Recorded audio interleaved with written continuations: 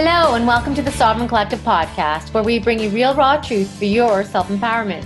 I'm your host, Sasha Calavoda, and I believe that you can stand on your own 2 feet, but that you don't have to do it alone.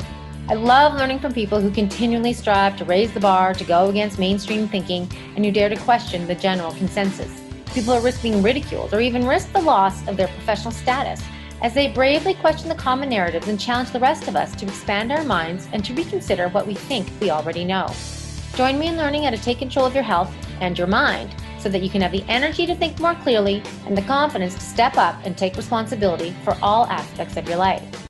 We promise to never censor here because I believe you are strong enough to hear the real, raw truth to make up your own mind. If you like what you find here at the Sovereign Collective podcast, then please share with your friends and family. I so appreciate you. Thank you for tuning in. And now, on to the show. Welcome to episode 107 of the Sovereign Collective podcast. This is Sasha, and today I am joined by Jana Danielson, and we're going to talk all things fascia, pelvic floor, the importance of breathing through the diaphragm, the importance of releasing the feet, the fascia of the feet and the toes, and how the tongue plays a role in things and alignment, and how addressing all of these body systems and looking at the fascial system and alignment changed Jana's life profoundly for the better. She was a mess in her 20s. She was on all sorts of meds. She trusted the doctors. And that just led to one medication being piled on top of another to an enormous amount of medications until she found something else. And then her whole life changed and she got off the medication. And that turned into the passion of her life to help people feel comfort in their body, which impacts body and mind alike because, of course, they're not separate. And she really deals with fundamental basics. And when we deal with fundamental basics, working with the pelvic floor, working with the diaphragm, releasing the fascia, proper alignment, understanding how the body works, then we achieve so many things. We're constantly chasing the end result. We want to replace that hormone. We want to replace that molecule. But if you back up and go to the fundamentals, releasing the fascia, getting out in the sun, proper hydration, minerals, all these simple basic things, then you support the body's capacity to do it itself, which is what it is meant to do. And you don't just get one result in the end, you get a myriad results. So I think you're going to find this interview practical, helpful, interesting. At least I hope you do. And if you like this interview and you find that you're interested and you want to learn more, then check out the show notes below and see the link. And you can get access to our products, to our offerings. We always hear about pelvic floor with respect to women, but this is just not a female thing. We both have pelvic floors and they need to be released. And an interesting tidbit is that often our pelvic floors are too tight. We don't necessarily need to do Kegels. We need to release the pelvic floor. So tune on in for more information around that and why that might be something that you might want to address in your life. Please share, subscribe, do all the things. I really appreciate you. I appreciate your comments, your feedback. I appreciate you listening, and enjoy the show. Hey everyone, welcome to another episode of the Sovereign Collective podcast. This is Sasha, and I am joined today with Jana Danielson, and we're going to be talking fascia, my latest obsession, but pelvic floor, what she's offering to her clients. It's really cool how I found her. I'm obsessed with all things fascia. And so, of course, I'm looking for as much content and information that I can find. And I find Jana on Instagram doing all these great things. And I reach out for an interview. And it turns out that she is a fellow Canadian right now in beautiful Mexico. And our hubbies actually know each other. So it's a small world because she's got a lot of people following her. And she's doing great things out there. So it's nice to, sometimes this world's a little smaller than we think. So we're going to go into all things, I think, pelvic floor, a lot of things around fascia, and learn about why this is where Jana decided to go because it has had a significant impact on her life, which is, I would say, from what I'm hearing, Jana, a lot better now than it was in your 20s and in your 50s. Things have improved and gotten better. So I think a lot of people lose a lot of hope when they think they've done all the things, or they've had a lot of pain and controversy and discomfort in their life. And this will give people hope to know that things can improve. And I don't think it has to be anything major. It's about coming back to some basics that we've skipped over, I feel, in this lifetime where there's so many shiny bells to look at and, all these fancy little things. So Thank you, Jana, for joining me today. I know we're going to have a great conversation. Sasha, I'm excited to kind of peel back the layers and you know what, I promise I'm not going to share anything new today. This simply is a remembering of how brilliant our body is. And not everything that I share is going to resonate, but what does for your audience, they're going to feel it in their body. And as long as my goal is always for a person who has chosen to spend their time with us, that they leave this conversation with one spark, one, because you know what, a spark is all you need. It's those moments that create the momentum. So that's my hope for everyone is you leave here with something that you can actually implement today that doesn't take extra time or effort. It's just something that you beautifully just melt into your already existing life. And I super appreciate that because people's lives are busy and it does take some effort and sometimes changing up of the priorities to get a different result in your body. But there's also things that, like you said, we can just add those in. You're Mhm. sitting here, I could have my finger between my toes right now as I'm talking to you, right? Like there's things that we can simply add in. So I love that because it doesn't have to be all that complicated. It just takes remembering and knowing how the body works and coming back to some fundamental basics. Exactly. So let's talk about okay, you're talking about pelvic floor, you're talking about fascia, you're helping people release things. Let's talk about what led you Hmm. first. We got to hear your story and Yep. know how you got to where you are now and why. Okay. So, I mean, really, I feel like most people who are in some sort of that are healers in a healing capacity or educators or inspire people. There's always their why, their journey. They weren't served, they were dismissed, their issues were swept under the rug, and then they found a solution that worked for them, and now that's what they do. And that's exactly what happened with me. So, farm girl from Saskatchewan, oldest of three kids.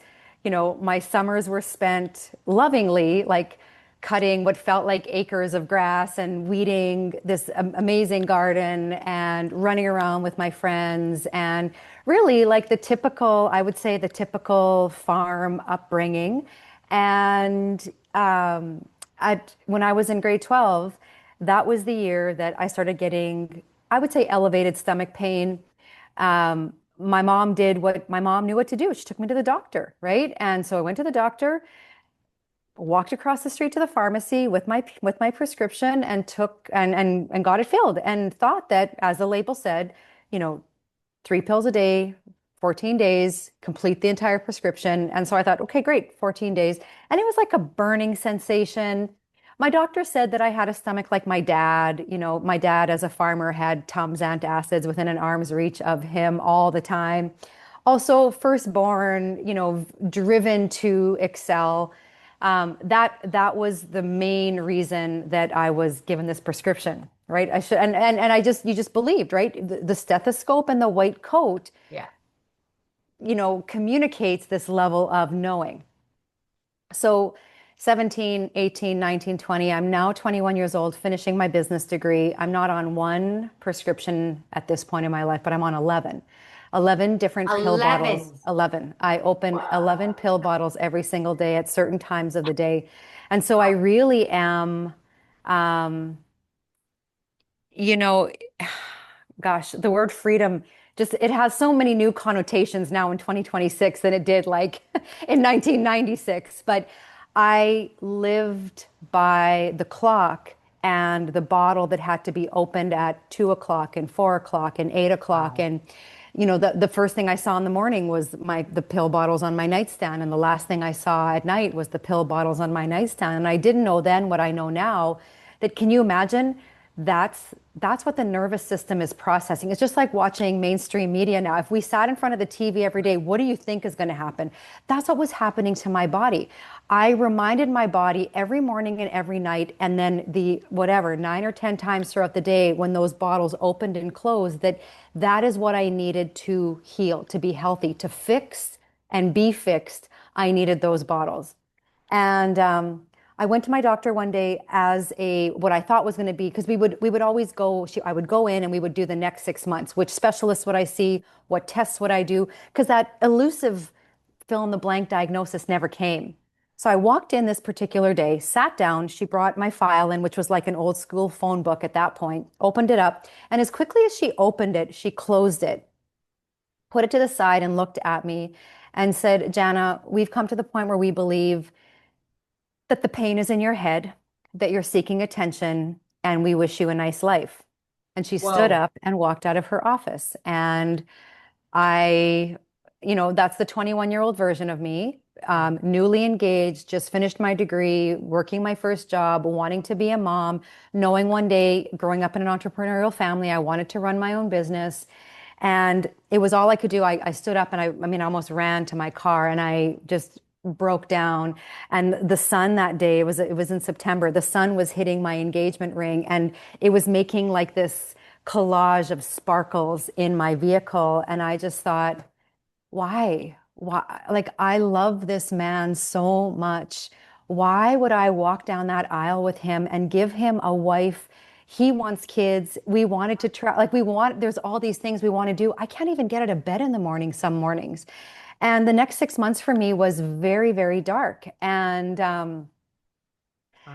as the good Lord does, people and experiences get put in your way when the timing is right. And I was in line at Safeway 6 months after that appointment at the magazine rack, just getting ready to unload my groceries. There's a fitness magazine. I thought it was Pilates, but I learned later it's Pilates, was smattered across the front of that magazine. And there was just something like, I didn't even think twice. I just picked up the magazine and put it in my cart, got home, opened up the article, and I read it. And I read it over and over. And I was crying and I was reading it. And it felt like this article was speaking to my soul because the article was about a form of movement that focused on breathing, that focused on spinal movement. Movement as medicine was mentioned a few times. And I was teaching fitness to pay for my tuition. So here's the thing, Sasha, I got really good at playing the part of a healthy 21-year-old. And I know so many of members of your audience know what I'm talking about, where on the outside, you are solid. Like nobody knows what is happening inside you. And it was like I was leading this double life. So I thought, and I looked at the pictures and I was like, this kind of looks like yoga. How can it be challenging? How can it be healing? But yet there was something that spoke to me. So I went out, I bought a new water bottle and a new Pilates mat, and I went and I found a Pilates mat class and I started going twice a week. Well, the first class, I couldn't even breathe properly. Didn't want to come back until at the end of the class, my instructor, complete stranger, walked up to me, wrapped her arms around me. I was like a puddle. And she just said, come back on Thursday. And I came back on Thursday, and 4 months to the date of my first Pilates class, I was off all 11 medications. The physique of my body had changed. I didn't realize things. Like, for example, I didn't realize that I was getting Jason, my then fiance, now husband, to like get on the phone and make my hair appointment or make my eyebrow waxing appointment. Or when we were at the grocery checkout line, if he was with me, he would do. I didn't realize that I literally and figuratively lost my voice Mm. in that process of being so out of love with my body. I actually, and I don't use this word a lot, but I hated my body for many years.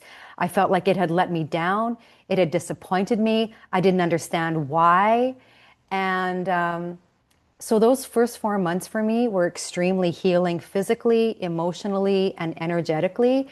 And I just got this. I mean, it was like an obsession. I'm going to say it was a healthy obsession, but I just wanted to learn more. Like, what happened in 4 months that 4 years of poking and prodding and drinking these gross things missed? Like, what was it? And then I started Yeah. thinking, what if there's people like me that are falling through the cracks of a system that truly doesn't have health as its keystone in the Roman arch, right? It's a symptoms-based framework. It's not a root cause. Let's figure out what's going on here. And I still didn't know how I healed, and I wanted to find that out. So I did my Pilates certification. I then became a master instructor. I was, growing my own business at that point in the consulting space. I was teaching out of my basement. We had our children, thank goodness, three beautiful, healthy boys. And I came upstairs one day from teaching because I started with 2 classes a week in my basement, turned into 4, turned into 8, turned into 16. We were Wow. still farming then, so we sold some extra grain, and Jason bought me a reformer and a chair, and I started teaching private sessions. And I walked upstairs one day or one evening. Jason had put the boys to bed. And Sasha, he looked at me like I actually thought someone had died. Like that's the look he had on his face when I walked up the stairs. And I was like, what? And I still get goosebumps and a little choked up when I share this, but he looked through my eyes to my soul and he said, when are you going to realize that this is why you were put on this planet? He said, Jana, when I hear you downstairs moving those, and it was mostly women at that point. Jason had a few buddies that would come twice a week for guys class. But he said, I see these women walk in, and 60 minutes later, I see them walk out, and they have light in their eyes, and it's like they're walking on air. And when I hear you downstairs, you become the version of you that is empowering and inspiring these women. And he's like, you need to close your consulting business. This is what you need to be doing. This is not just a hobby. And so he quit actually his corporate job, took over the consulting business, took it in a little bit of a different direction. We opened our first Pilates studio in Saskatoon in September of 2010. We expanded to a 9,000 square foot facility in Wow. July of 2015. And at that point, we included an integrated health therapies clinic. So I grew that for 7 years, and I had beautiful chiropractors and naturopathic doctors and Reiki practitioners, reflexology. I had mental health practitioners. I had nutritionists. I had pelvic floor physical therapists. I just had all of these people that were really smart and good at what they did, but who believed like me that the body needs different things at different times. And when you give it what it needs, it is so innately able to heal. And so that's how it happened. I learned about pelvic floor. What I didn't share is at 21 years old, I was peeing my pants every single day, in addition to my gut aches, my joint pain, my headaches. I had incontinence as a 21-year-old, and I wasn't a new mom, and I sure as heck wasn't in menopause. And I learned about 15 years later why that was. As I was protecting my body from the pain I was experiencing, my pelvic floor turned into a rock wall. I was protecting. There was pain during intercourse. I was constipated. I was bloated. And I didn't realize that it was these 14 muscles that we're going to talk more about today that were really the centerpiece of a lot of my problems. And once I started learning more about the pelvic floor and understanding how important movement and breath and posture and blood flow was, that's when I created the Cooch Ball for men and women. It's the world's first pelvic floor fitness tool, which you have, which I I have, have which here for those on video. You can see me holding it up. If you're not, then yeah, it's a little blue ball. yeah. Well, and we'll talk more about what's going on, inside this ball, how it invites the nervous system and the musculature to a new conversation. When I learned that 90% of pelvic floor issues are movement issues, they're breathing issues, they're posture issues, they're blood flow issues, they're not medical issues, right? So if I can help 9 out of 10 people avoid some sort of surgery by 3 minutes a day on this ball with proper breathing, then so the Cooch Ball became my what's next project. I knew one day I would sell my studio and my clinic, and the day came when we were in the middle of COVID, and that phase of our lives taught us that the old ways of being were not the way. We didn't have to play that game anymore. I thought the game Jason and I were subscribing to was do your schooling, get your job, get married, have your family, buy your house, buy your car, pay for your house, pay for your car, grow your children, nurture your business, and then one day you get to retire. And in the middle of COVID, we decided that Canada was not the best place for us and our family, and we moved to Mexico. So now we do split our time. We still come back to Saskatoon in the summers, and we spend about 8 months here. And I get to do all of my work online. I've written 2 books at this point, and I just want to remind people the brilliance of their body. And in a world where we have been so conditioned to subscribe to the shortcuts, the quick and easy, It takes too much time. It takes too much effort. Just like you, Sasha, I choose to use my platform as a reminder to people that it is simple. The body is quite simple. It needs some simple things. Do they take time? Yeah. Does it take 2 hours a day in the gym? No, absolutely not. Does it take a supplement or cupboard full of supplements? No. Some key ones, maybe.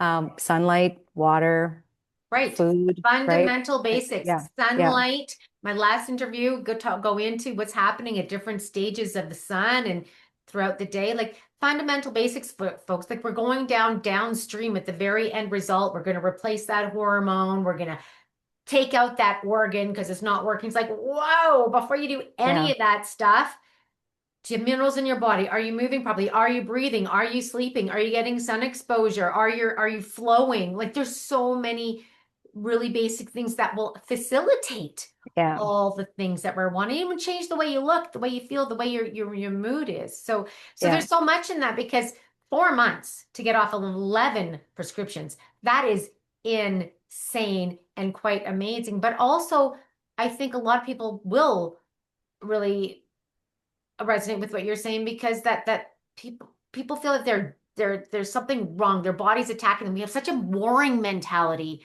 on our body rather than inviting the curiosity Yeah, to learn why it's responding in this matter. It's responding yeah. in that matter for a reason. And so, okay, that's amazing. So I love that. And that's really inspirational. And you don't have to spend a whole pile of money and a whole pile of time to get to, for many situations. Everybody has a unique situation.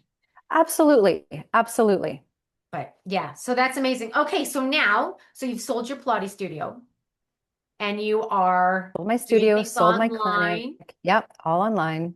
All online. And now your focus is but when I see what you're doing, I've never gone to a Pilates class. Well, I've done some mat Pilates before, but you're not really doing Pilates now. You are really more focused on, from what I can tell, fascial lines, releasing the pelvic floor, teaching people how to breathe, that kind of stuff. Is that right?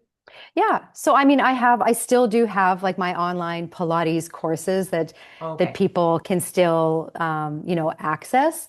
I've built out what is my all-inclusive membership. I call it the Bloom Room. So it's where women can come, their workouts are there, their recipes are there, the group coaching is there. I Okay. have this amazing app called Orchid, which uses voice recognition technology. It maps basically using um, Dr. David R. Hawkins' scale of consciousness. Oh, So yeah, yeah. a friend of mine is an amazing tech CEO in Utah, and it's her technology. So we take a 15-second voice sampling, we map the frequency in that 15-second voice, and it can help us to identify expansive and restrictive emotions like motivation and joy and fear and frustration. And so in the Bloom Room, I work with mindset, I work with metabolism, I have a custom supplement for blood glucose management because we know it's not fat that makes us fat, it's sugar that makes us fat. And when the world of GLP-1s and semaglutides really kind of started coming on the scene, I was like, you know what?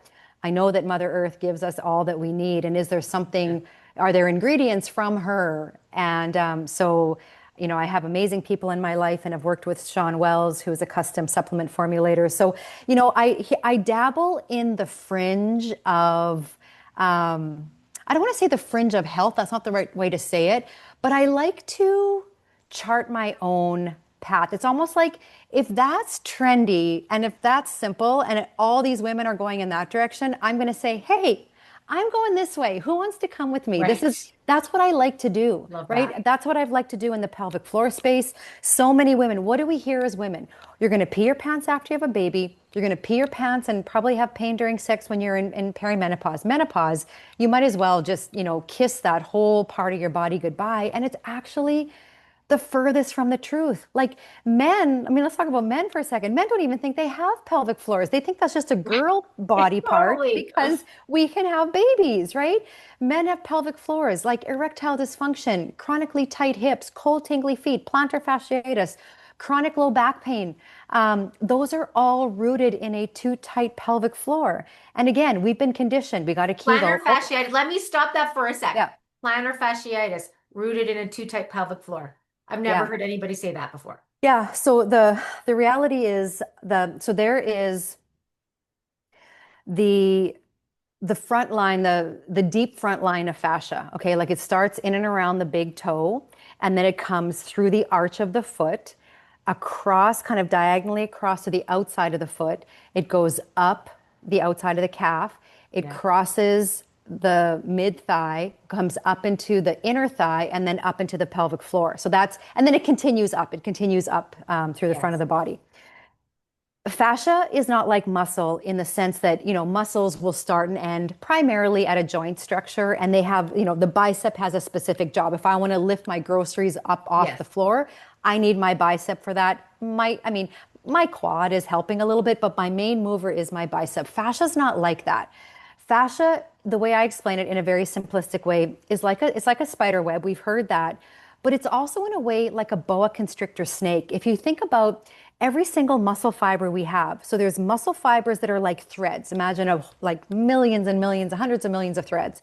Well, there's fascia around every single thread. Then threads are bundled, and there's Yes. fascia around the bundles. Then the Yeah. bundles are bundled, and there's fascia. So it almost ends up like marble cheese. Like it's hard. Like if someone's coming over and they're like, you're cutting cheese, and they're like, I just want the mozzarella part. You're like, what? How? Right?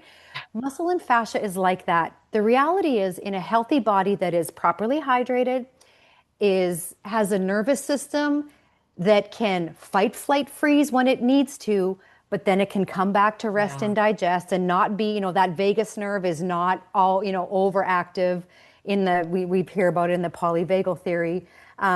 When we are not over caffeinated, when we are sleeping well, muscle and fascia should glide like if we were at a water park, right? Muscle and fascia should have fun like they're water sliding all day long. The Right. reality is muscle and fascia are like sticky Velcro. What happens is the fascia, aka the boa constrictor snake, will start to wrap around those fibers, wrap around those bundles, wrap around those bundles of bundles, and it's suffocating that tissue.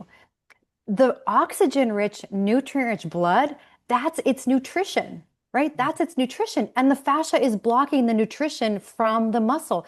So it's not when we will get pelvic floor dysfunction. It's, or it's not if, it's Yeah. really when. When. So because of the shoes we wear, first of all, I worked with a osteopath. I like sharing this story from New Zealand. His name was Dr. Philip Beach, and he never referred to shoes as shoes. He called them sensory deprivation chambers. And because of our sensory deprivation chambers, over decades, right? The tissues in our feet get compromised. We don't have space. I mean, you probably saw some of my death begins in the big toe videos, right? Those went ridiculously viral. And people were like, what? Big toe? So what it is, it's Yeah. through the fascial line. So as that plantar fascia gets more and more restricted, and here's something else, those oxygen deprivation chambers or those sensory deprivation chambers, it doesn't matter if it's a running shoe, a sandal, a men's Oxford. It doesn't have to be a woman's high heel shoe. As soon as there's any form of heel, we are then projecting our body, the structure of our body forward.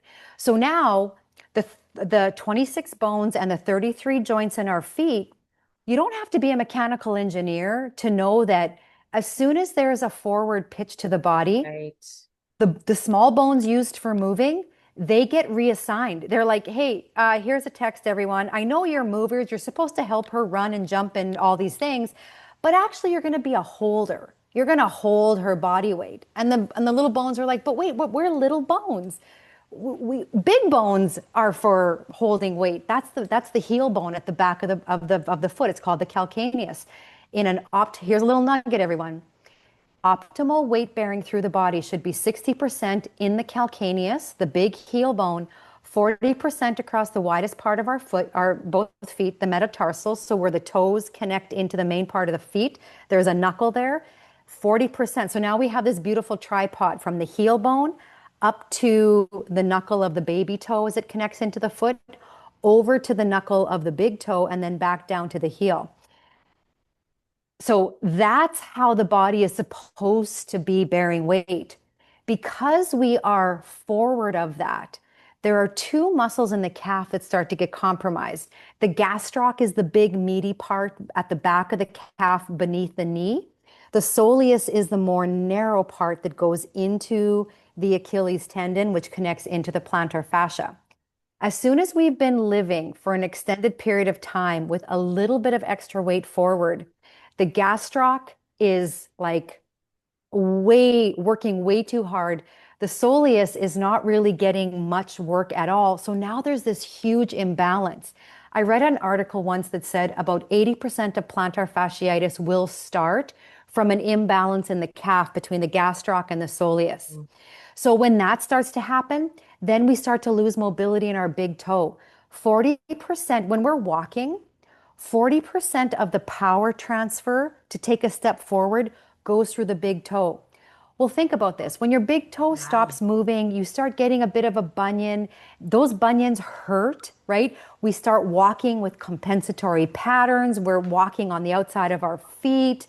We're getting some of those ridiculous over-the-counter bunion like things, those socks that pin up to your knee for plantar fasciitis, and none of it is addressing the root cause, right? So as soon as the big toe kind of gets dysfunctional, we start seeing fallen arches.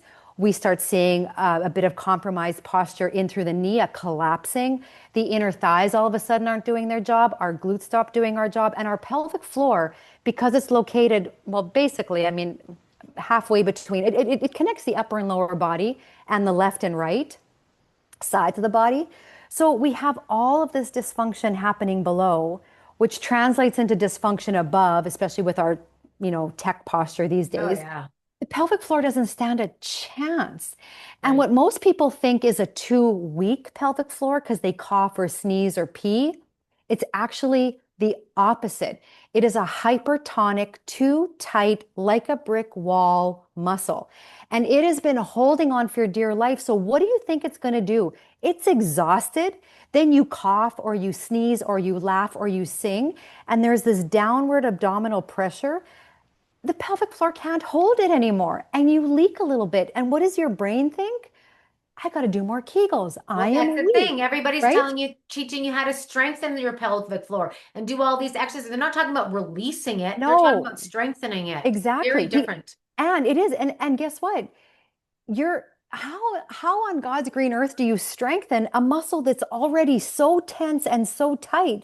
Muscles that are functional, they know when to work and they know when to rest. Your pelvic floor has forgotten how to rest. And again, it's 14 muscles in 3 layers. There's sprinter muscles, meaning those sprinter muscles are the ones that need to turn on. Yeah, like when you're coughing or sneezing. Then we have the slow twitch. We have the marathoners for standing around, sitting around. And together they're this orchestra so that you can laugh out loud or go and, chase your kid without, and, sneezing without stopping, doing a little squat, crossing your knees and hoping for the best. So that's a super long answer to your very short question, but that's how, so it's not what's the chicken, what's the egg, it doesn't matter. Hypertonic pelvic floor will start to create dysfunction in the hips, which will start to create a change in your gait pattern, which will work its way down the chain and eventually plantar fascia. It's not inevitable, but it could be one of the outcomes. Conversely, decades in, like, think of someone who's maybe been in a professional career where they have to dress up in high heel. Like, think of someone in banking. And for 40 years, a woman has been wearing, 2 or 3 inch pumps. Over time, that wreaks havoc on her pelvic floor and her feet. She's buying the little bunion pads, right? Because they're so painful. And she chalks it up to, well, my mom had bunions and my grandpa had bunions, so they're genetic, therefore I should have bunions. But the genetic pie, when it comes to bunions, is such a small little sliver. It's mechanical. It's biomechanics. And that's how it all works together. And that, I think that genetic pie is small for most things, to be honest. There's so many of these, your experiences, your perceptions, your life, modern life. Like, I mean, good God. Yes. It's going against everything. It's just all of going that. against it's where it's opposite time right now, right? It is.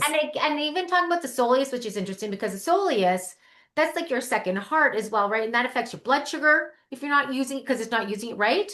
there's those soleus push-ups that one guy is talking about that. There's like moving your lymph and moving your blood. So and which will lead to all sorts of other things. So it's just one thing after another. And like you said, it's no chicken or the egg. It's all connected all the It's all way. connected. And the latest stat is in North America, 93% of the population is metabolically unhealthy. 93%. 93%. 93%. Yeah. And here's what's interesting. Only about 10% of disease is genetic. So like think about that. Okay, if it's true that only about 10% of disease is genetic, and if it's true that 93% of the population is metabolically unhealthy, do you know what? It's a it's unfortunate that's the stat, but do you know how much opportunity there is to change that statistic and change the 7% of metabolically healthy to 93% of metabolically healthy, right? And I mean metabolic health, metabolism truly in its most simple form, the body has two sources of fuel. Sugar as fuel and fat as fuel.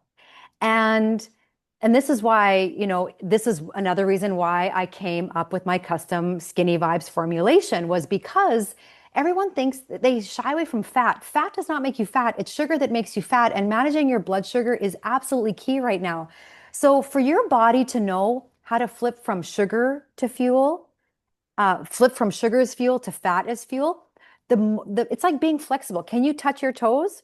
Well, if the answer is no, then we need to work on releasing your fascia, improving your posture, stretching your muscles.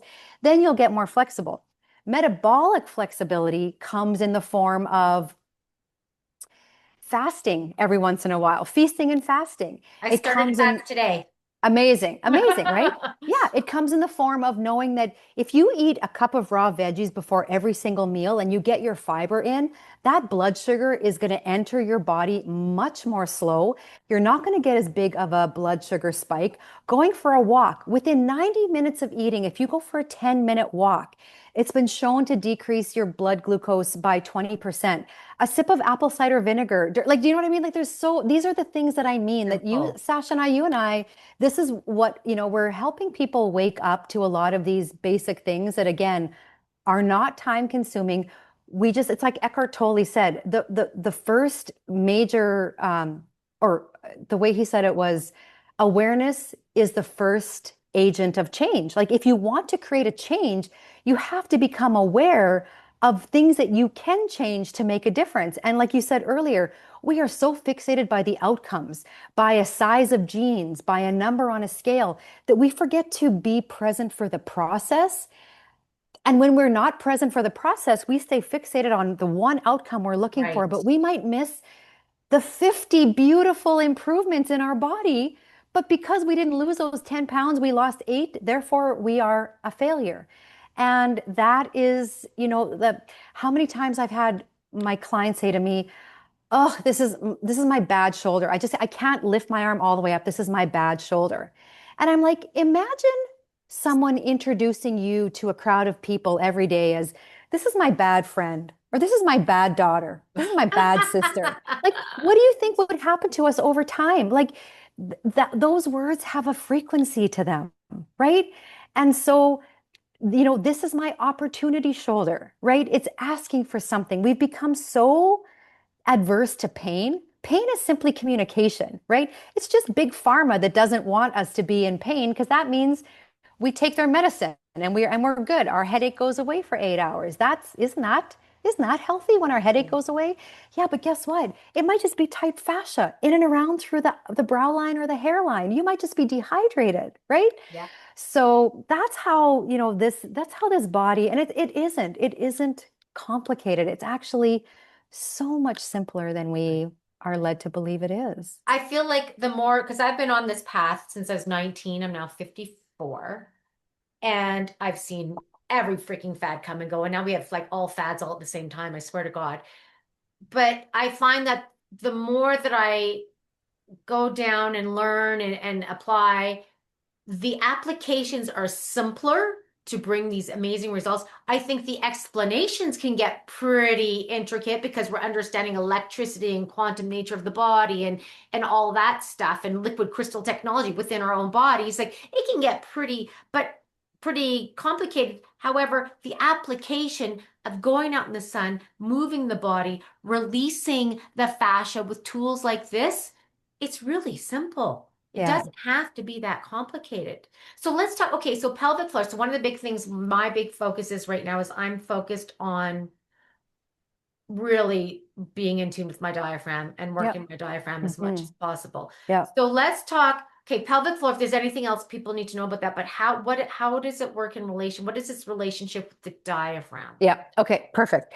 So I'm gonna answer this. I knew you were gonna ask me this. So we're gonna answer it in relation to an apple. And this apple is going to become our anchor so that every time someone's in a grocery store or out in an orchard picking an apple, they're going to think about this conversation, right? So here's how it goes. The pelvic floor is the bottom of the apple. Our diaphragm is the top of the apple, okay? The diaphragm is our main breathing muscle. It sits in the rib cage like an open umbrella or a mushroom cap. The cylinder of the apple is four abdominal muscles, the six pack that lives just under the skin, the rectus abdominis, that's what they're called. We've been conditioned to chase those muscles. We've been told for decades that that's how you know you're fit. When you can see the definition, that's when you're fit. Okay, it's not true. Deeper to the six pack are two oblique muscles, internal and external, that cross and act as a sling system. These muscles are the ones that turn us for a shoulder check. They side bend us. Deeper to that in this apple is the transverse abdominis. Now, this is the king or the queen of the abdominals. Why?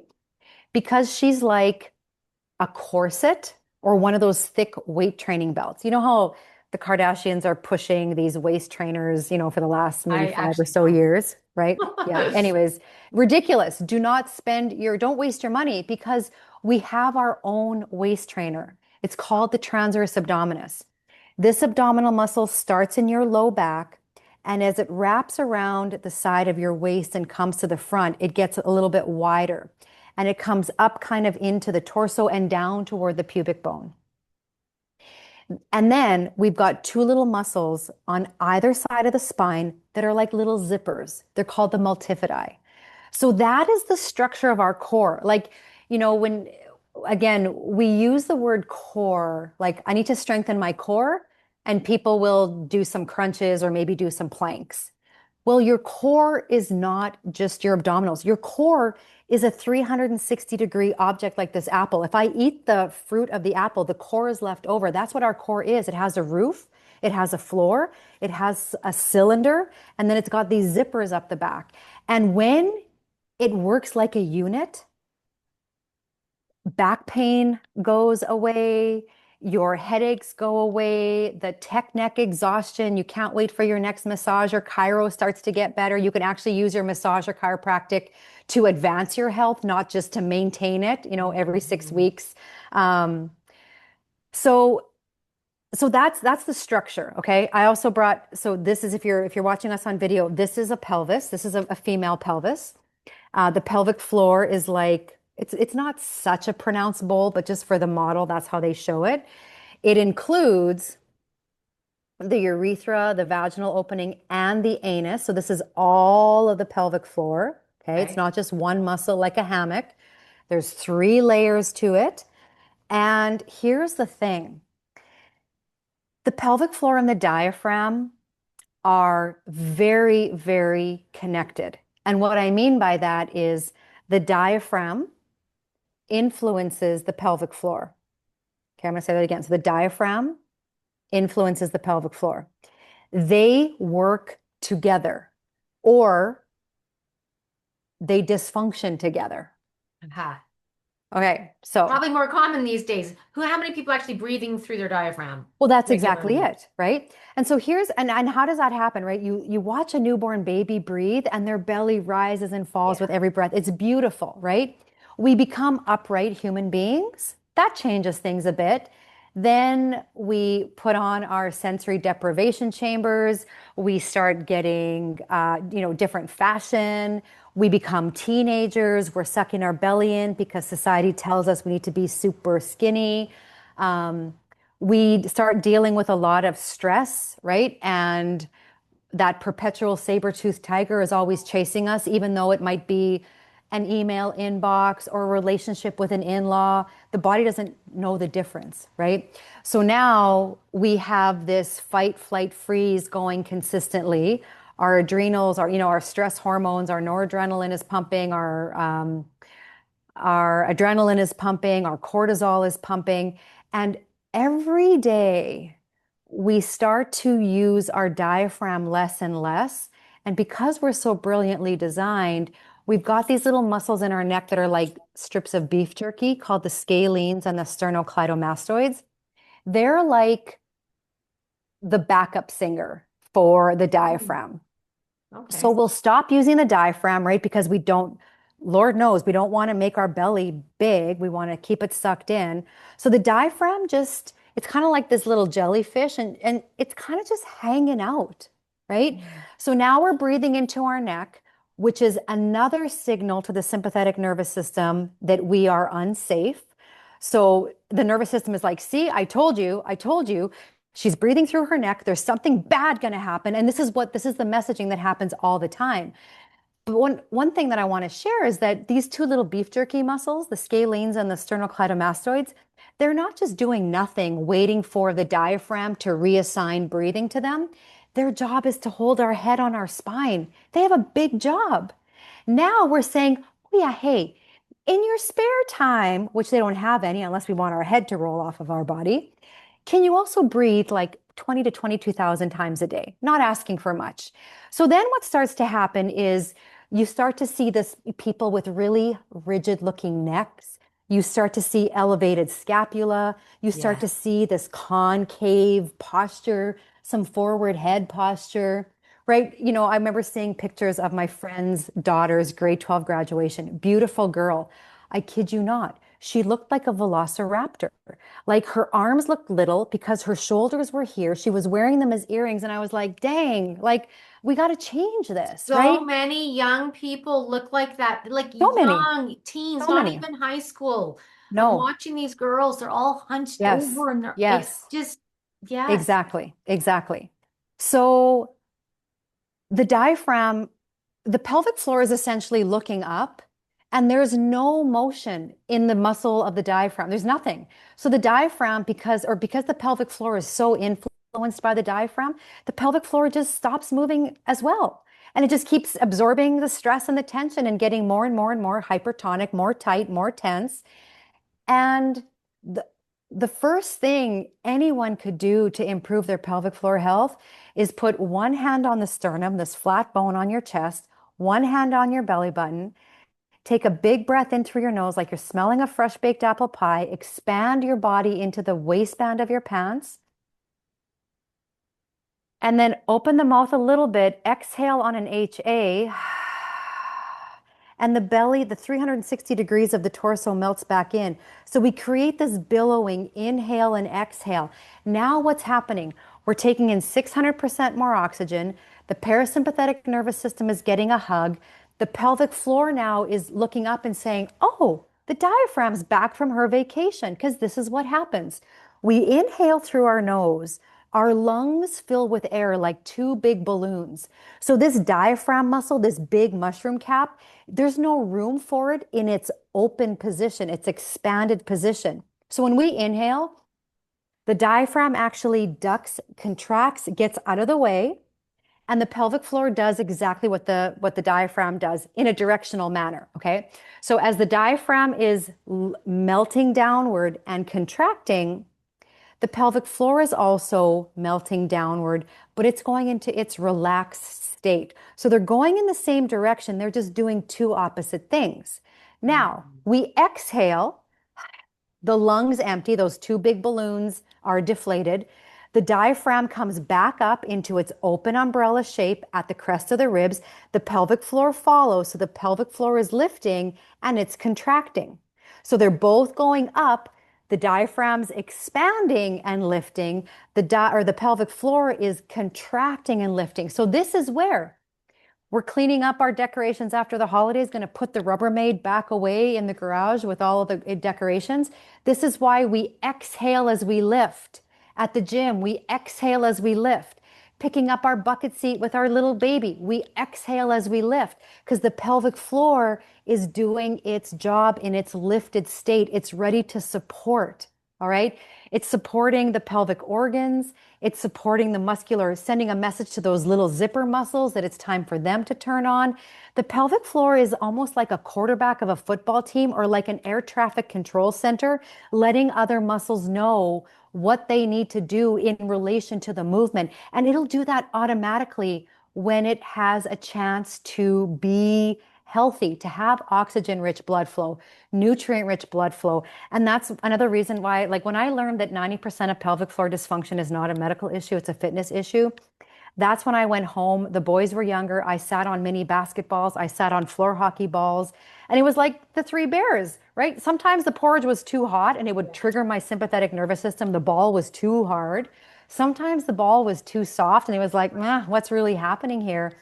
So when I created the Cooch Ball, I had to make sure it wasn't just a department store ball.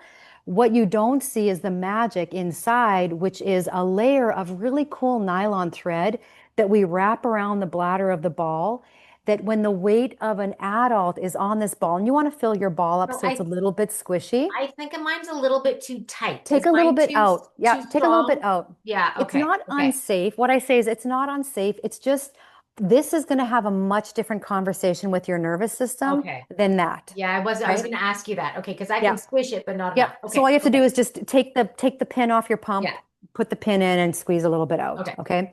So that's how, so like I said, when you breathe diaphragmatically in through your nose and out through your mouth, it's almost like you're giving your pelvic floor CPR because the pelvic floor is like, oh, my partner is back. And then I'll get people saying to me, do I have to breathe this way 24/7? And the answer is no. And if you were to do this 2 or 3 times a day, I like doing mine when I wake up in the morning, before I go to bed, and then I do it before each meal as well, because especially if I have a highly scheduled day and it could turn into a shovel your food day, when I do 8 or 10 of these breaths before I eat, I chew longer, I digest better.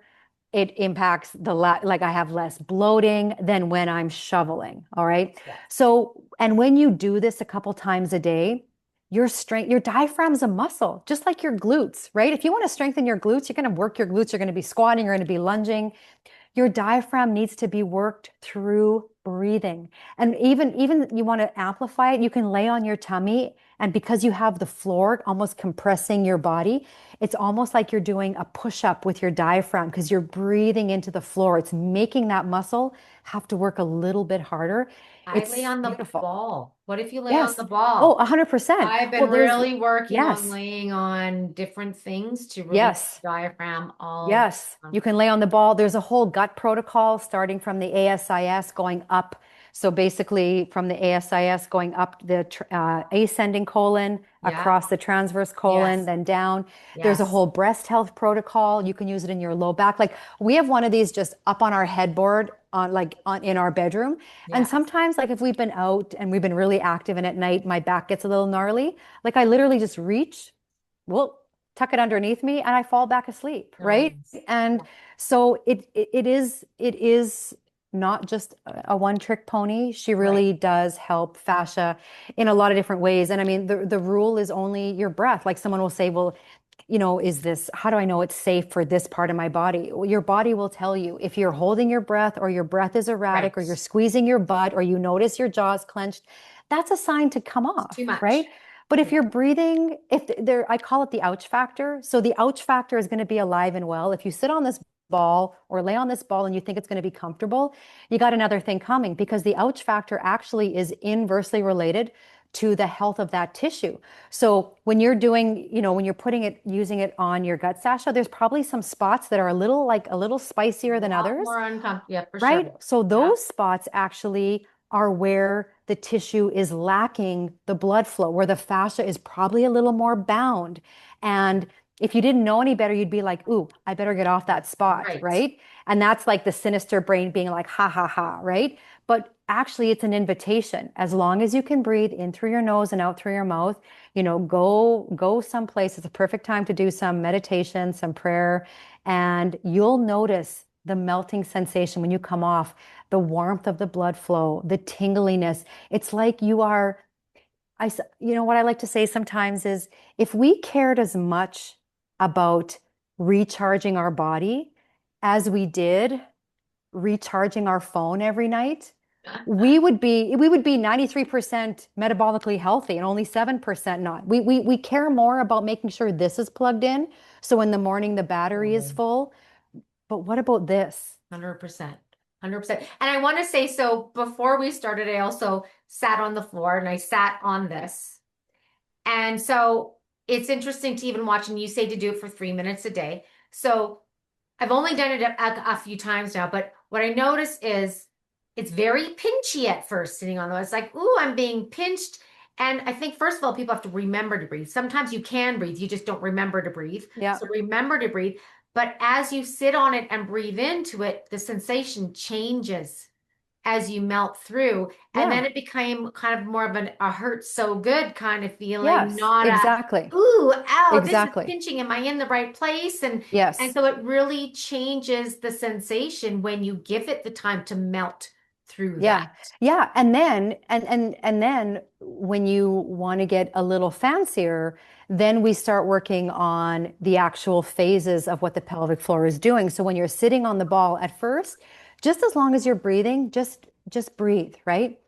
But then there comes a point where I want you to start amplifying the experience. So if we think of the pelvic floor like an elevator, when we're inhaling the pelvic floor, that elevator is at the lobby. Essentially, it is going in its downward phase into the lobby.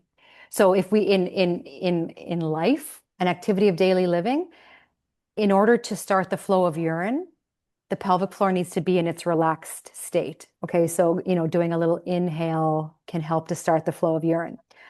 When you're on the ball, the exhale is the elevator going up. So again, it's not that clenching Kegel, but it's imagining like for women picking up grape with their vagina. For guys, it's that lifting of the boys. The one guy said to me, it's like walking into the lake on the May long weekend and the water gets about 3/4 of the way up your thigh. There's a lifting, right? Versus a squeezing. It's not like you're trying to stop a fart when you're in line at the grocery store. That's a squeeze. I don't want that. I want this beautiful lift and lower. And for some people, it takes a long time to unwind all of the old patterning of the Kegel, lift and squeeze and hold and squeeze and right. Yes. So it's not going to happen immediately, but what's important is we are consistently on this ball every day. And so, we touched on this for guys. It's really important for men as well. From an anatomy perspective, the scrotum needs to be lifted out of the way. I've had moms get this for their young kids. A lot of bedwetting in kids at age 9, 10, 11 is a hypertonic pelvic floor issue. And so we've had great success with young kids because, of course, we're not going to take our 10-year-old to pelvic floor physical therapy. We're just not. So using a tool like this can help, really everybody in the family, because when we're peeing well and pooping well, those are two telltale signs of our pelvic floor health. Constipation is a pelvic floor issue. When we sit down to pee, or guys, if you're standing to pee, the flow of urine should be strong, like within 3 or 4 seconds. For most people, it's like dribble, dribble, dribble, then the flow of urine, and then more dribbles. The dribbles are the pelvic floor being really tight and trying to, get it to release. From a sensual perspective, I mean, the pelvic floor is right where our sacral chakra is. That's where creation, the energy of creation and sensuality is. An orgasm requires the pelvic floor to go from contract to relax within an orgasm is between 2 and 32, contract, relax, contract, relax, contract, relax. And that's why for a lot of men and women, they just about get there and then it eludes them, right? Because their pelvic floor is so tight, they miss the part where they get to, where the moment of orgasm, where it's time to surrender and relax and receive. they have a hard time getting there because their pelvic floor doesn't know how to get the elevator back to the lobby. On the Interesting. other hand, when someone truly is not hypotonic or lacking tone, they are they're chasing the orgasm. Like they're trying to get up the orgasm mountain and they just keep slipping, right? So, and we know, I mean, we know the benefits of an orgasm from a hormone balancing perspective, from an immunity. It impacts our immunity. Um, so it is a total body muscular structure that people, first of all, we don't learn anything about it or very little about it. We learn that peeing our pants after a baby or in menopause is normal. And I want to actually address that. So the language of normal it's common 100%, right? Right. After baby, it Common is and common normal, to pee not your the same pants. thing. It is Right. not normal at Right. all. And once we actually even start to change like the vernacular around that, it's common. A woman can use, um, the incontinence product industry will top $21 billion in the next few years. Wow. So we are being sold that pads are the solution for pelvic floor dysfunction. And how I like to compare that is if your roof was leaking, would you lay towels on the floor and be like, I Just fixed mop my it up. roof. Yeah, Yeah. it's Right. fixed. Like, Right. like the towel's absorbing the, so you wouldn't do that. So here's what it is. It's a That's a good reframe. one. Incontinence products are not solutions. Erectile dysfunction drugs are not solutions. They are strategies. And if you want to use those strategies for in short-term bursts, you're going out to a really fancy dinner and you don't want to wear your black dress pants again because you always wear your black dress pants, but you're worried about leaking. Yes, put on a pad, right? But let's not pretend that it's a solution because it's not. I met a woman in Nashville a few years ago that broke down. I was at the Grand Ole Opry doing Cooch Ball on the street, and we were interviewing women. Ah, ah, And she broke down because she said, I didn't know that there was another way. She said, Jana, I've been using 3 pads a day for 20 years. wow. Oh 20 my years. goodness. Oh, And she's like, no one, I never even thought, like she was angry at herself. She was sad, right? So there is like the body is meant to heal. It has the innate 100%. ability to heal. Yes. It just needs the right environment. And 100%. yeah, sometimes it needs external help, people that have different, Yeah. expertise in the area. But once you remind it and give it the ingredients, it's pretty damn good at, baking the cake or making the cookies. 100%. And that's the thing. It's that constant dependence outside of you rather Yeah, than using the tool, learning for yourself and applying it so that because really the answer will lie within ultimately. It's not that needing to go back and go back and go back. Then that's exactly. not working. That's not Yeah. working. So a couple things with your, like when you breathe with your diaphragm, you obviously feel your diaphragm. Do you ever feel the pelvic floor Mhm. in its motion? Can you Yeah. feel it moving? Like I can feel it when I'm contracting it, like I can feel things moving for sure. But do you feel it like in the breath? Like Yeah. when you're just breathing? Yeah. So when I'm doing my Cooch Ball work, yes. In the middle of my day, I'm not. Okay. So I'm it's not when feeling it. you're okay. So Yeah. it's not like the But diaphragm that's obvious. exactly, exactly. Right. It's not that it's not. Like what's happening is, I mean, if I were to stop here right now, yeah, I mean, if I were to stop, I can feel it, right? But I'm not, like I said, when I'm going for a walk or when I'm going to Costco for groceries, it doesn't like catch me off guard, like, oh, my pelvic floor is really Right. firing quite Right. a Right. lot Right. today. Right. Right. Right. But as you're practicing your breathing and bringing together these two pieces, the diaphragm and the pelvic floor, they're going to become more organized, they're going to become more functional, they're going to become more efficient, and it's just going to become, it's almost like when I start teaching someone Pilates, where I say they are unconsciously incompetent. They don't Right. even realize that they're doing something wrong. Then we start working together and they're consciously Consciously incompetent, right? incompetent. They Yeah. still not doing it right, but now they're like, dang, Then they think about every single breath, every single movement. They become consciously competent. So they're thinking about it. And then the day arrives where we become unconsciously competent. That's what we want to be doing. It's a new neural pathway that's been built, and it just becomes, it's now a part of who we are. Right. Yeah, fair. Okay. And another thing is we don't hear a lot about pelvic floor in relation to constipation. Yes, we don't. Constipation is You're a correct. big problem. And we hear vagus nerve and constipation. Yeah. We hear hydration and constipation, but we don't really hear pelvic floor.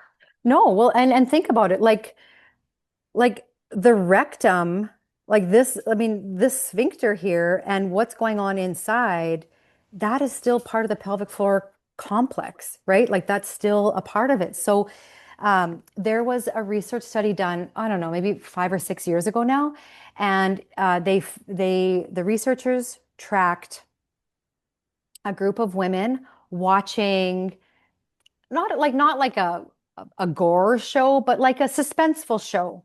And they had sensors on their body because they wanted to see, in general, where do women grab, where does stress, show in the body? What is the map, right? And they anticipated, seeing elevated heart rate. They anticipated seeing some tension through the hands, through the shoulders.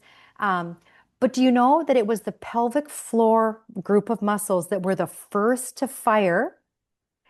And way after the show was over, the pelvic floor was still in its contracted state. It was still protecting.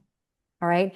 So we don't even realize, like, I mean, think about you're driving into a school zone and you're driving and you see this soccer ball bounce onto the street, Right. right? What do? You clench your butt, you slam on your brakes.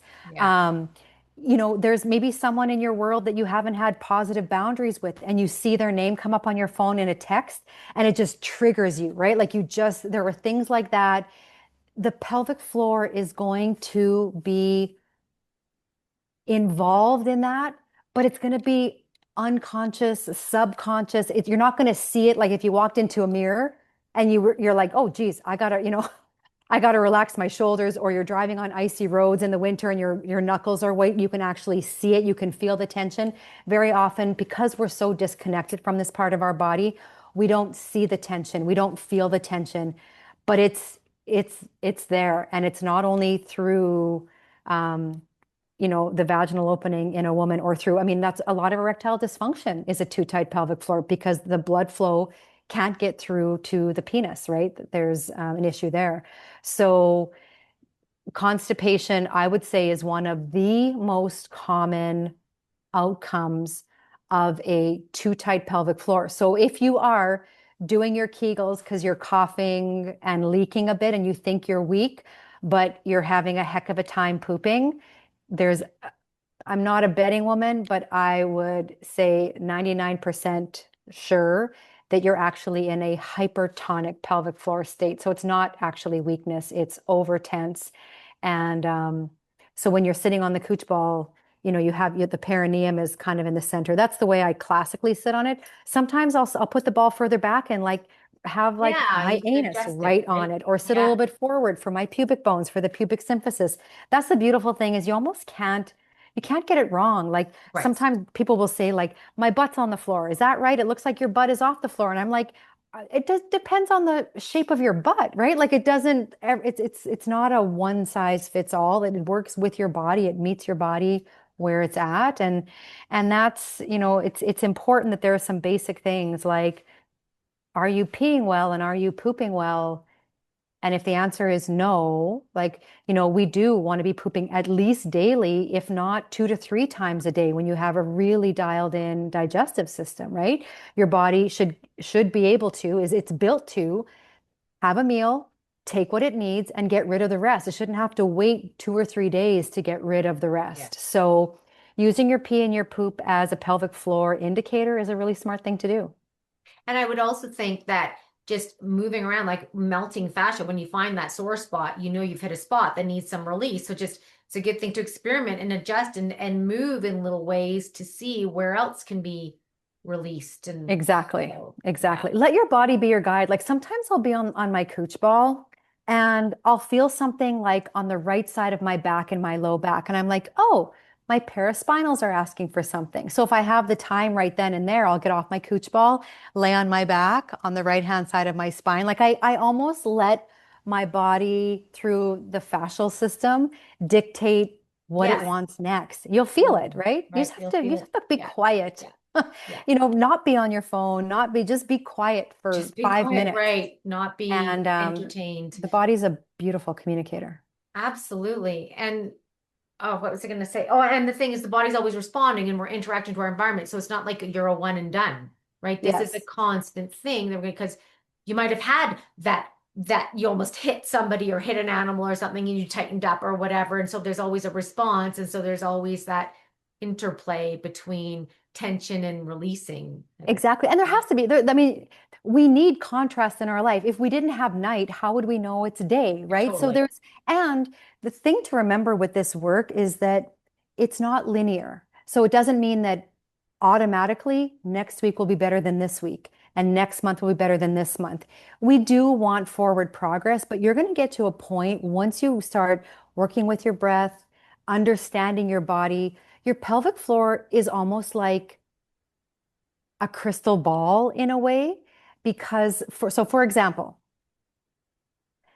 when I get on my I mean, there is days I still have some ouch factor, but if it's like really amped up one day, it it reminds me like, okay, what maybe I am more stressed about that meeting coming up on Friday Right. than I actually am letting on, right? Maybe I need to get in my pillow and scream my face off for 30 seconds. Like your pelvic floor can tell you that. Or maybe I need to get my shoes on and go for a bit of a walk or just you're going to start to learn that it is like a litmus test or maybe you start feeling you're getting something, you're getting sick and you'll feel more tension in your pelvic floor because it is like it's like a thermometer to not just the physicality of your body, but like I said, it's because of its location, its emotion, and it's also energy. So, you can tell that grocery store clerk in your very mechanical way, how's your day? Oh, I'm fine, right?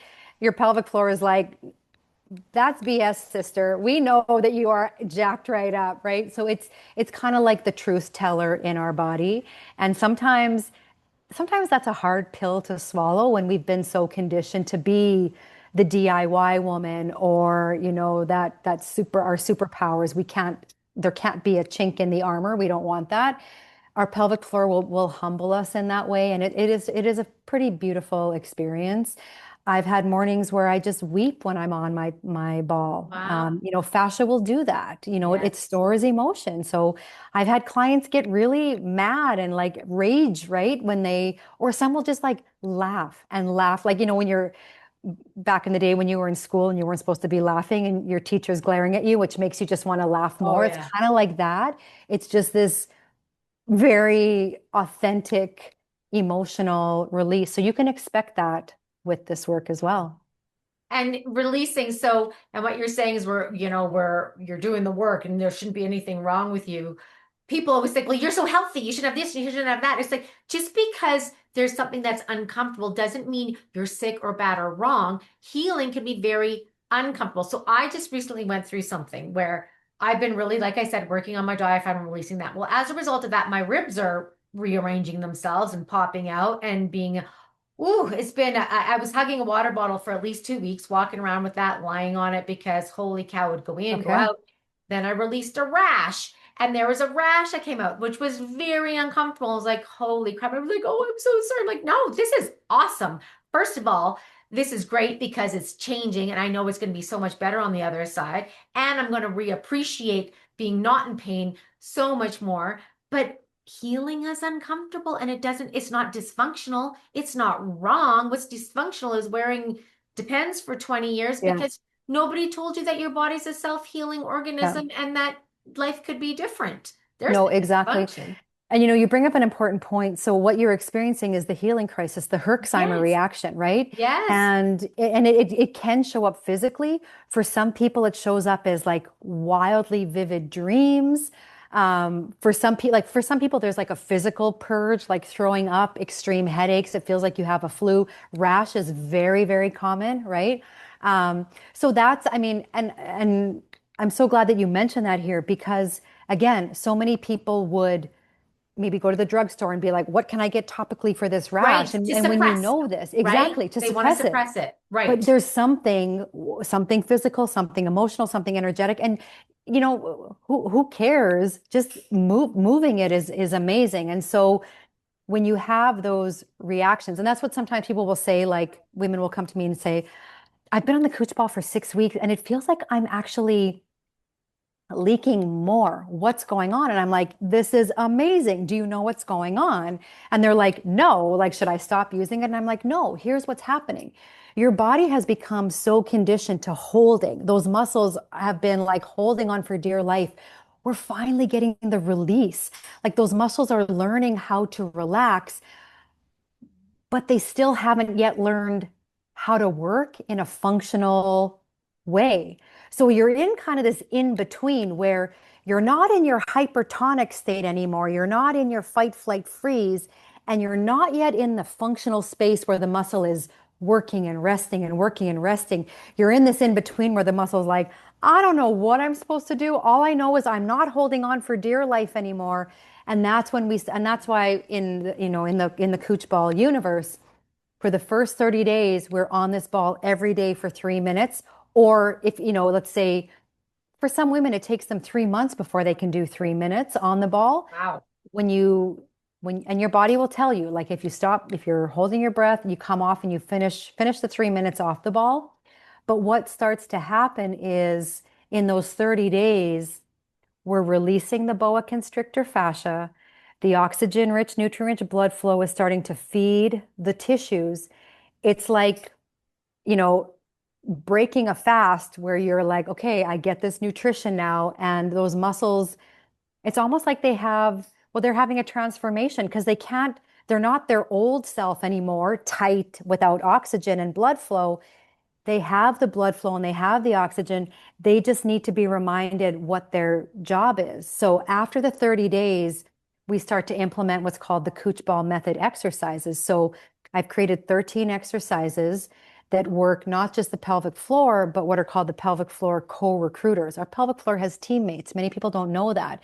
The teammates are the inner thighs or the adductors, the gluteus medius, which is like the mama bear of the glutes, and then our deep transverse abs. So when we watch a pelvic floor in action, and it was amazing. I got to work with a urogynecologist in some research, and I got to watch women with wireless sensors on their body doing different movements and watching how the pelvic floor was contracting, but yet the glutes were not in a squat, right? So you can tell where the dysfunction is coming from. So these co-recruiters work with the pelvic floor to create fluid movement, right? So once we do the 30 days of the Cooch Ball release and we create the environment for change, the fascia is melting. It's not completely, but at least we have some blood flow now. We start to do these workouts that are like 7 minutes long. We choose 3 of the 13 exercises like the bridge, butterfly, all fours, side leg lift. Some of them use the Cooch Ball, some of them don't use the Cooch Ball. But that's when we essentially begin the rebuild phase. We release first for 30 days, then we add in the rebuild 2 or 3 times a week. We continue with the Cooch Ball every day. So every day you're taking 3 of your 1,440 minutes for your pelvic floor, and then 3 of those days it's 10 minutes when you do your Cooch Ball method exercises. And that's what it is. It's a protocol. Just like if you want healthy teeth, you brush your teeth every day, you floss your teeth. This is the same thing for the pelvic floor. That's amazing. So, okay, so people, there's going to be links in the show notes to all of what Jana's talking about, how you can get into that. So that's something to look for sure. But say, Jana, right now, somebody doesn't have the Cooch Ball, somebody hasn't looked at that yet. What do you think is one of the most important things that they can do daily in a short amount of time that won't disrupt their whole day to start moving the needle? Yeah. Okay. So the trifecta really here is breathing, body position, AKA posture, and blood flow. Okay. The Cooch Ball takes care of the blood flow. But the other two you can do without the Cooch Ball. All right. So the breathing, as I've shown you, breathing is number one. Okay. Hand on sternum, hand on belly, 8 to 10 breaths, 3 to 4 times a day. That in itself is going to start to wake up the pelvic floor. All right. Number two, when you're standing, all right, we talked about this earlier, but let me wrap it in a nice little bow. 60% of your weight in your heels, 40% across the widest part of your foot, creating that tripod in your feet. Now the structure, like, you're driving in a new neighborhood or someone's doing a renovation, they put up, they're framing the house, you're not going to put a roof on until the walls are framed out. When you bring your posture back to 60-40, we are framing our posture. We're putting our bones where they belong so that the muscles in our body can do their job more effectively. Checking your posture to, like, even when you're brushing your teeth or standing in line at the grocery store, 60-40. If you're sitting, we want to move the fleshy part of the butt out of the way, and we want to use the sit bones. They're called the ischial tuberosities, those bony butt bones. They essentially become your feet in standing posture. They're your feet in seated posture. And you want to be up on those bones. Because guess what? When you're in 60-40 and standing, when you're up on those sit bones and seated in a seated posture position, you are creating space for your organs. So when we have too much weight forward, when we're standing, schlumpy posture when we're seated, we take space away. And when our organs don't have space, our blood flow is impacted, our digestion is impacted, our elimination is impacted, our breathing is impacted. Everything is working on like low battery. And how do you expect to have energy and vitality when you're just like Eeyoring it? Like I think everybody in the world takes on different personas on different days, and they all focus on the characters from Winnie the Pooh. So think about Eeyore, right? Eeyore, the cute little purple donkey, right? He got the bow. Eeyore always has it's always like, well, yeah, but it's this, right? Yeah. Some days we're Eeyores, and when we're Eeyores, our body feels it. We don't have energy. Movement actually creates ATP, which is energy. So yes, you might need moments where you're flopping on the couch because you're exhausted, but a little bit of a walk, even just breathing, right? Mid-afternoon, instead of reaching for that sugary energy drink, breathe for a minute. You're going to get, yes, physiologically, I want to mention this. If this is new to you, physiologically, when you do this, you're going to get lightheaded for about the first 3 weeks because you are taking in so much oxygen. Your brain is like, what is happening? So you're going to get a little woozy. So don't do it while you're driving if this is new to you, or when you're carrying a baby or walking up and down stairs. Be mindful. But physiologically, that's what's happening. And that's how you'll know after 1 week, 2 weeks, 3 weeks, that lightheadedness is going to go away. And guess what? Now your brain is properly oxygenated. That, like, where did I put my keys? I'm not going to say that's not going to ever happen again, but it's not going to happen as much because your brain has oxygen. And so many of us are living in an oxygen deprived world. Our brain doesn't have the oxygen it needs.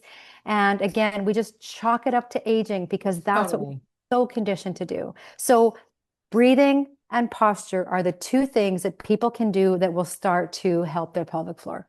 Talk about fundamental basics, honestly. And those are two things that are so dysfunctional these days. And just think about, like, we have to learn how to, it's like we have to learn how to eat again. We have to learn how to breathe again. The very thing that, will turn the lights off for anything else is if you stop breathing. So we're just that dysfunctional breathing. So how does somebody know that their weight is 60% on their heels?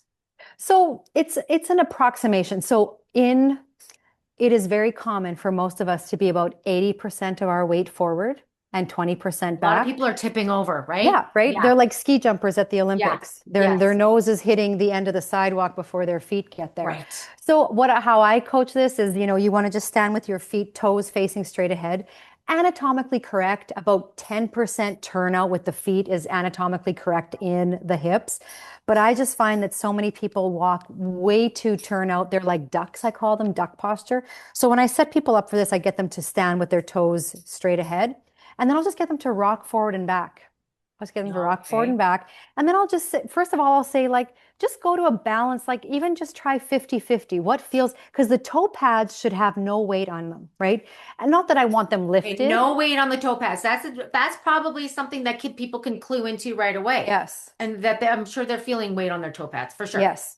No weight on your toe pads. Okay. Okay. The 40% is through the metatarsals, through those knuckles, and then the 60% is in the heel. So most people will start.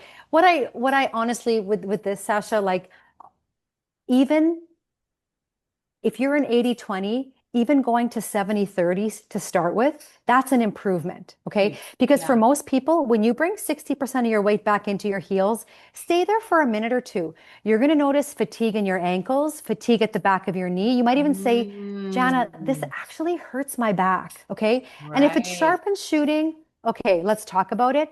But what you're actually feeling is fatigue, muscular fatigue, because when you bring your weight back in space, all these low back, your lumbar spine muscles are being loaded differently with how your shoulders and your ribs are sitting over top of your hips and your legs. And these muscles are like, wait, this is our job? I thought our job was to have this big arch with the booty sticking back because she had all her weight in her toes for 30 years. So it's going to take a little while for this to find this new equilibrium. And that's Yes. where when you're starting to fix your fascia, and again, the Cooch Ball is I wouldn't necessarily say it's splurge, like it's $39.95 and you get all the training videos with it. You get me as your guide. So what's nice about this is as you're fixing your posture and your back might get a little cranky, you can lay on your tummy, release your psoas, that hip flexor Yes. muscle, release your low back. So again, you can use it as your, we want you to get away from those Tylenol bottles. Well, let's replace this with the Tylenol bottle and see what happens when we lay on our shoulders and we get a nice little tingle in the shoulder after, releasing some of that musculature. So that is, and of course, we're all works in progress. Like we crawl, then we walk, then we run. So if you are a big ball of yarn right now and you're like, oh my gosh, where do I even start? We're going to just start slowly unraveling it. And it truly is. Some days I'm like, I wish this was more complicated because sometimes I don't think people take what I say seriously. Because how could it just, well, they do. They're like, what? What do you mean, breath and 60-40? Seriously, right? And I'm like, Simple. that's it, Yes. right?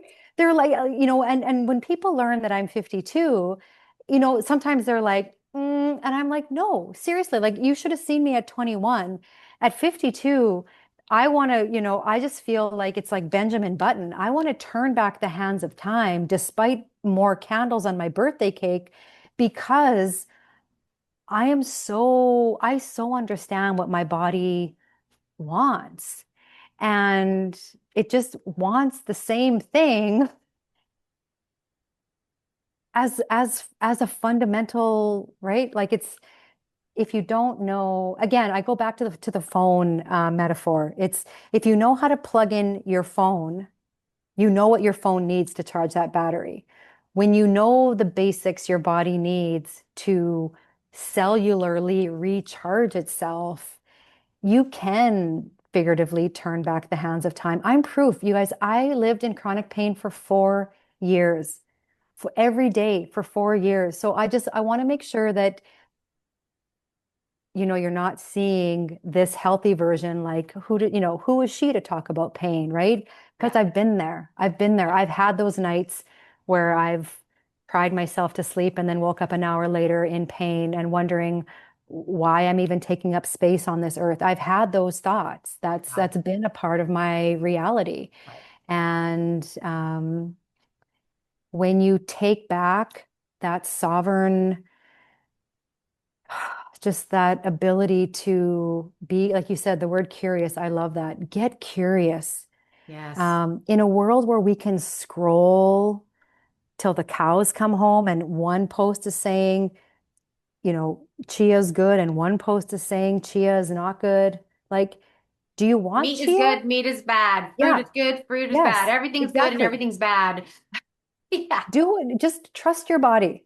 If you 100%. want if you want the banana, have the banana. Last night, it was my son's girlfriend's birthday. We had the best chocolate cake and ice cream and berries.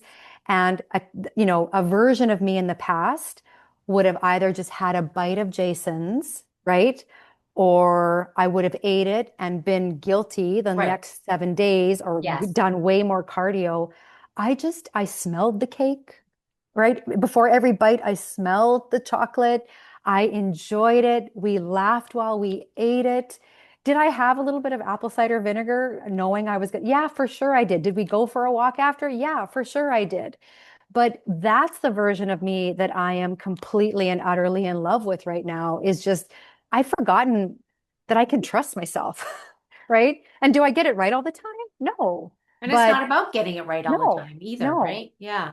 But that's why I love this work too, because like I told you, I taught a class last week and it was great on fascial lymph and everything. And what I love about this type of work is you get to know yourself and learn and create an intimate relationship with yourself. People are so busy running away from themselves, hiding behind a mask, suppressing their symptoms, suppressing their feelings, suppressing their pain, suppressing their rashes, suppressing. They have no idea who they are. So I get people just, just check in. Where are you breathing from right now? Where are your toes right now? Where's your tongue right now? Right? Like, where are your shoulders right now? Like, are you in pain? Are you like, people don't even know. They don't even pay attention. So I love this work and what you're doing because it just invites a more intimate relationship, which I would say is probably the most important one, and that is with yourself. Yeah. To really become the version of yourself that you are meant to be while you're here. So, Yeah. and this went so fast. I can't believe it. I know you got to go, but there's so many, this is so great. Such a great conversation. So how does everybody find you, Jana? So guys, if you're interested in what she's doing, look at the links below, but let's just talk about, where are you spending most of your time? How do people know? But I found you on Instagram, Yeah. looking at So fascia. Jana.Danielson on Instagram or TikTok. It's Jana, or sorry, the Jana Danielson is my Substack. I'm launching a new YouTube because a few months ago, my YouTube, I woke up one morning and my whole channel was gone. And so I was like, I went No through all the way. phases of anger and denial. Yeah, And yeah, I just came to yeah. the realization that I'm meant to do something different on YouTube. So Instagram is great. TikTok is great. I answer all the DMs. My website, janadanielson.com or bloombetter.life is also where I hang out. Okay, amazing. So guys, check those links out in the show notes. There's so many ways that you can learn from Jana, and there's so many great videos. Like she has tons and tons and tons of quick little shorts on Instagram teaching you some really basic clues and explaining them too. That's what I like. I feel that people, if they understand why they're gonna like, nobody's Yeah. gonna understand. Nobody like we've been so conditioned, for example, just to go not to go out in the sun or to protect ourselves from the sun. But if you understand actually what's happening in your body Yes. physically, physiologically, because of doing that, then you're going Mhm. to do it. So if you can understand Exactly. why you need to release your big freaking toe, then you're going to do it because it's not just about your toe. Yeah. Right. Yeah. And she Yeah. explains that, you guys. There's so many Mhm. good, useful, like it's all useful. Everything out there is useful, applicable, practical. But if you want to get more of a guide in her and to put it all together, because sometimes people would be like, oh, that's just too much. Well, just pick one. Just pick Yes. one. But I think starting with some major core ones are going to be really profound in people's lives, and the breathing and the posture. Can't get more basic than that, honestly. No, no, you Honestly. can't. Well, this was super great, Jana. I know everybody or most people are going to there's going to be so much information applicable for all ages, Hmm. everyone. So I really appreciate that you spent your time with me today so quickly after reaching out to you. So thank you Well, so this was much. great. I mean, thank you for the opportunity to come and share, a little bit of what I know. And again, my advice, I mean, because we meandered, which is one of the things I love, but um, what what resonated with your body? Like, what did you hear that made you kind of want to lean in a little bit and listen? Or what did you feel in your gut when we were talking about certain things? Those are the pieces that your body is saying, like, that's what I Right. want. So Right. And listen. yeah, again, trusting the body, trusting the Yeah. self, right? When you feel Hmm. that, go with it. Yeah, Because people second guess themselves all the time. They overthink things and then they don't do anything because they're overthinking. Don't exactly. overthink it. Because we're Holy cow. frozen. There's too much, Yeah. right? Yeah. Too much. There's Yeah. too much. So, guys, I know you enjoyed this interview. Please share it. Please subscribe, comment, all the things. Check out Jana's work. There, I know there is a benefit to everyone because again, these are the threads, the golden threads that connect us all because we all need these fundamental basics. And when we take the time to step out of our busy lives and to pay attention, willing to get uncomfortable, willing to spend some time, then I think some pretty amazing miracles can happen. So thanks for tuning in, guys. And thank you, Jana. Bye-bye.